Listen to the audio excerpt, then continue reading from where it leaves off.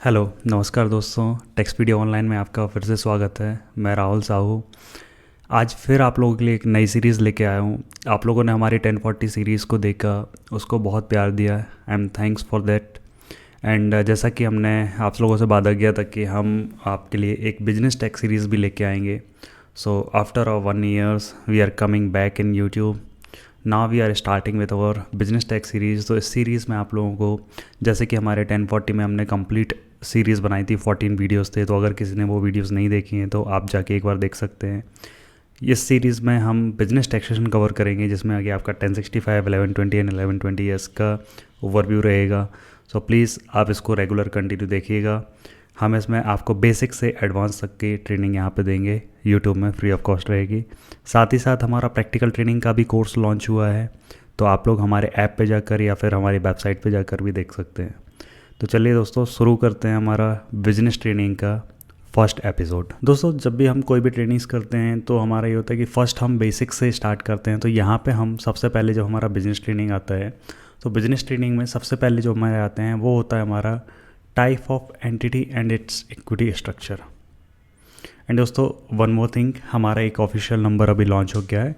That is, अगर आपको कोई एनरोल करना होता है, आप हमारे कोई कोर्सेज़ लेना चाहते हो जो कि मोस्ट अफोर्डेबल है, तो हमारा आप कॉलिंग नंबर ये वाला है। इस पे आप हमें व्हाट्सअप भी कर सकते हो, कॉल भी कर सकते हो। राइट, यू कैन कनेक्ट अस। 12 बजे से लेके 7 बजे तक का टाइम रहेगा। Between this time our team will be available for picking up your call and answer. Okay, तो चलिए दोस्तों, यहाँ पे हमारा जो फर्स्ट टॉपिक रहेगा आज की वीडियो में, हम डिस्कस करेंगे type of entities and it's equity structure. कोई भी बिजनेस होता है, जैसे कि हमारा 1040 हमने कवर किया था। अब यूएस में हमारे पास, अगर किसी ने वीडियो नहीं देखी तो हमारी फर्स्ट वीडियो देख सकता है, वहाँ पे हमने पूरा स्ट्रक्चर समझाया था। तो now we are starting with our entity. तो अगर हम देखें तो हमारे पास एंटिटी के कितने स्ट्रक्चर होते हैं, राइट।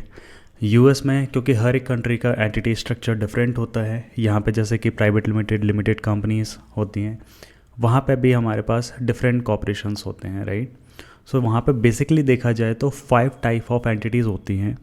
फर्स्ट आपका होता है सोल प्रोप्राइटरशिप। सेकंड आपका होता है partnership, which is to be a general partner and limited partner. Third आपकी जो एंटिटी होगी दैट इज़ कॉरपोरेशन, जिसको हम सी कॉप भी बोलते हैं। फोर्थ आपका जो एंटिटी स्ट्रक्चर है दैट इज़ एस कॉपरेशन। और फिफ्थ जो आपका एंटिटी स्ट्रक्चर है that is limited liability company. Okay, so in this video we will start with our first sole proprietorship. और ये जो हमारी वीडियो रहेगी, इसके कंटिन्यू पार्ट्स रहेंगे। बिकॉज ऑफ 5 अगर हमारी कवर नहीं हो पाती हैं, लॉन्ग वीडियोज रहेगी, so we will cover this in separate part as well, right. So please watch continue.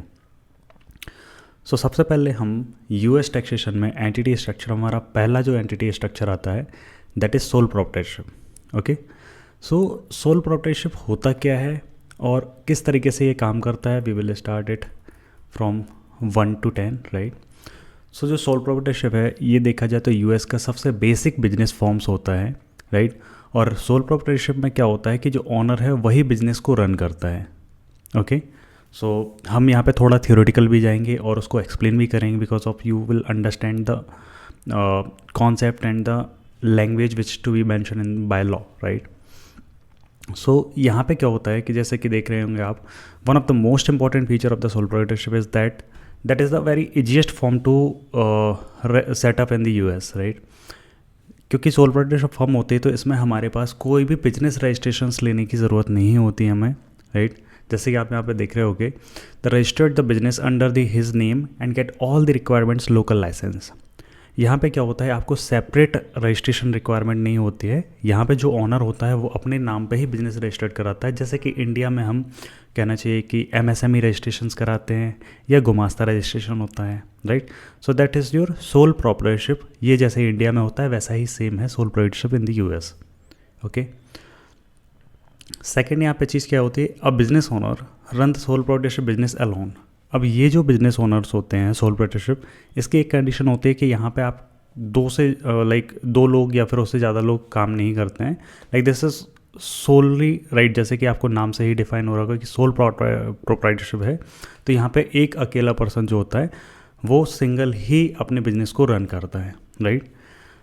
Therefore he is not liable to share the profit made by the business with anyone else. तो यहाँ पे जो भी इसका profit होता है that is 100% profit to the person who are operating this business. Okay, so he is only responsible for paying off the debts from his personal savings.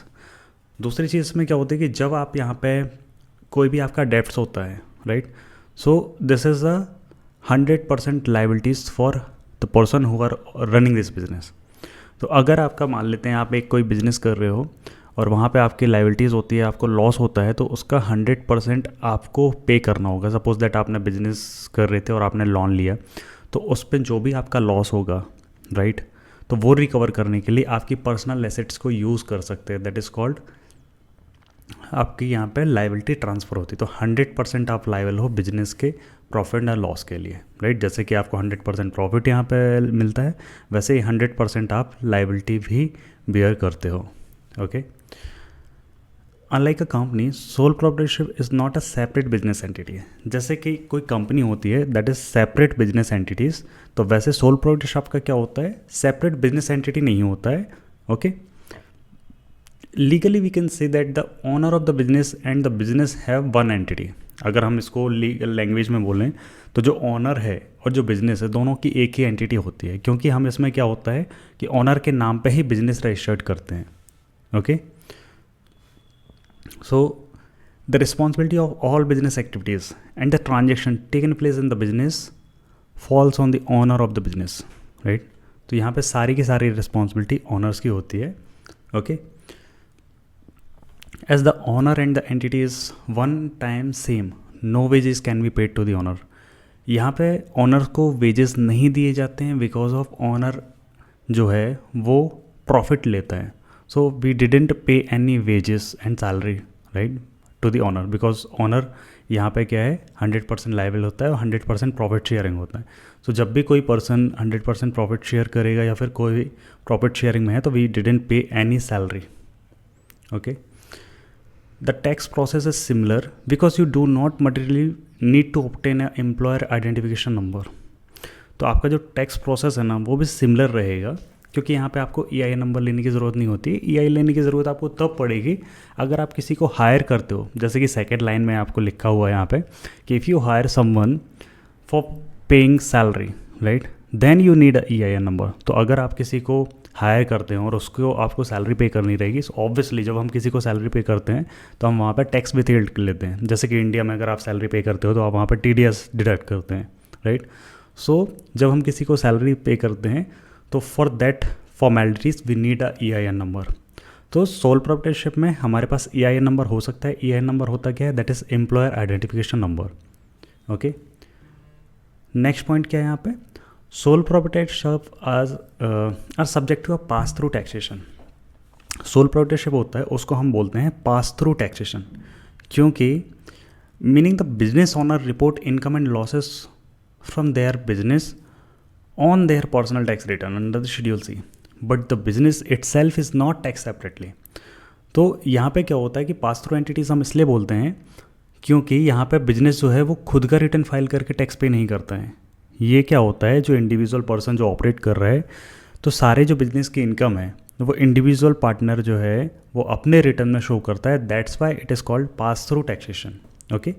इसके लिए हमें शेड्यूल C अटैच करना होता है, जैसे कि आप नेक्स्ट लाइन में देखेंगे. Schedule C with their personal tax returns we need an annual basis. तो जो भी हमारे बिजनेस की इनकम होती है, राइट, उसको हमें अपने 1040 रिटर्न के शेड्यूल C में शो करना होता है. अब यहाँ पे दूसरी चीज़ क्या है कि they will also be responsible for filing schedule SE with theirs return and paying self employment taxes, right. Because of कि अगर मान लेते हैं कोई पर्सन सैलरीड है, ओके, वो सैलरी ले रहा है, तो उसको W2 में, जब वो W2 होगा तो वहाँ पे उसने social security and Medicare wages पे किए होते हैं. बट अगर सपोज दैट मान लेते हैं वो शेड्यूल C का बिजनेस है, तो वहाँ से जो उसको इनकम आ रही है, प्रॉफिट आ रहा है, उस पर उसने social security and medical taxes पे नहीं किए होते हैं. सो दैट्स वाई यहाँ पे सेल्फ एम्प्लॉयमेंट टैक्सेस क्रिएट होता है और we have to pay this self employment taxes on our business income. Okay. अगर आप लोगों को नहीं मालूम है सेल्फ एम्प्लॉयमेंट टैक्स क्या है तो हमारे 1040 की वीडियोज़ आप देख सकते हो, वहाँ पर हमने डिस्कस किया हुआ है. Okay. The main benefit of a soul proprietorship is the pass through tax advantage. So sole proprietorship का सबसे बड़ा एडवांटेज क्या होता है कि इसमें हमें डुप्लीकेशन ऑफ टैक्सेस नहीं होता है, ये हमारा पास थ्रू टैक्सेशन है, राइट। हमें वन टाइम टैक्स देना है जब हमारे पास ऑनर को हमने ट्रांसफ़र किया है, ऑनर के टैक्स रिटर्न में हम फाइल करके उस पर वन टाइम टैक्स देते हैं, okay. Schedule C consider a pass through business and its income is eligible for treatment as a qualified business income for the purpose of calculating the qualified business income deductions. दूसरा यहाँ पे होता है कि pass through entities में आपको QBID का deduction मिलता है, राइट। QBID का डिडक्शन क्या होता है कि this is the qualified business income deduction provided by the TCGA act, right. जब TCGA एक्ट बना था तो उसमें कुछ बेनिफिट दिए गए थे स्मॉल बिजनेसेस को, right, and the pass through entities, वहाँ पे एक कॉन्सेप्ट था, वहाँ पे आपको QBID का डिडक्शंस एक टर्मोलॉजी है, qualified business income deductions, right. वहाँ पे आपको 20% ऑफ द टैक्सेबल इनकम आपको डिडक्शंस मिलती है, उसका प्रॉपर कैलकुलेशन होता है। So on that basis these are the two benefits.